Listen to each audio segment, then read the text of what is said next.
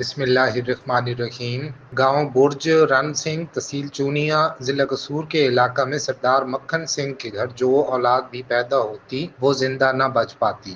جو بھی بچہ پیدا ہوتا انتقال کر جاتا۔ مکھن سنگھ اور اس کی بیوی اس صورتحال میں دکھوں سے چور تھے۔ تب مکھن سنگھ قریبی گاؤں سوڈی والا میں اپنے ایک بزرگ اندر سنگھ کے پاس گیا اور اپنی پریشانی بتائی۔ اندر سنگھ نے سردار مکھن سنگھ سے کہا کہ اب جو اولاد پیدا ہو اس کا ہاتھ ایک بکرے کو لگوانا اور اس کا نام جو بھی رکھنا لیکن جیم سے نہ رکھنا۔ 6 بچوں کی وفات کے بعد مکھن سنگھ کے گھر میں ایک بار پھر بیٹا پیدا ہوا۔ کہا جاتا ہے کہ واقعی اس نومولود کا ہاتھ بکرے کو لگوایا تو بکرا تو مر گیا لیکن بچہ زندہ بچ گیا۔ لیکن اس بچے کے چچا نے اندر سنگھ کی نصیحت کے برخلاف بچے کا نام جیم سے ہی یعنی جگت سنگھ رکھا۔ جگت سنگھ 250 ایکڑ اراضی کا اکلوتا وارث تھا۔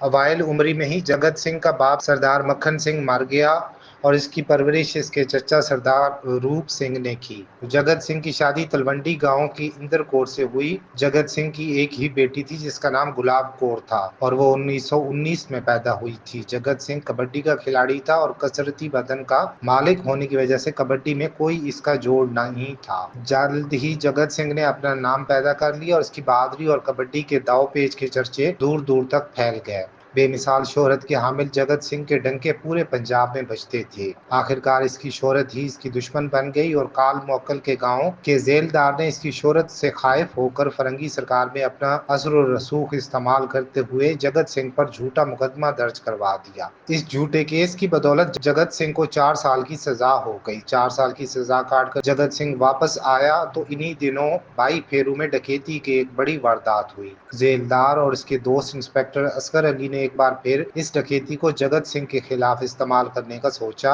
اور سارا مدعا اس پر ڈال دیا اور اسے ایک بار پھر تھانے پیش ہونے کا حکم دیا۔ روز روز کے جھوٹے مقدمات میں پیشی امیر کبیر ہونے کے باوجود چوری چکاری کے الزامات جگت سنگھ کے دماغ میں ایک خطرناک باغی کو جنم دے رہے تھے۔ ان مقدمات سے تنگ آ کر جگت سنگھ مفرور ہوا۔ کنگن پور میں ایک کانسٹیبل سے رائفل چھینی اور اپنے دوست جھانڈا سنگھ نر کے ساتھ مل کر ڈکیت بن گیا اور جگت سنگھ سے جگت سنگھ جگا کا روپ دھار لیا۔ تاریخ اسے جگا ڈاکو کے نام سے بھی یاد کرتی ہے۔ جگت سنگھ نے پہلا ڈاکہ گاؤں گھمیری میں ڈالا۔ بعد میں اس نے اپنا ایک گروپ تشکیل دیا اور بنتا سنگھ، سوہم تیلی، لالو نائی، باوا اور بھولو اس کے نئے دوست بنے۔ فرنگیوں کے ساتھ ہوئی ایک مڈ بھیڑ میں جگت سنگھ جگا محض 29 سال کی عمر میں 1931 میں مارا گیا۔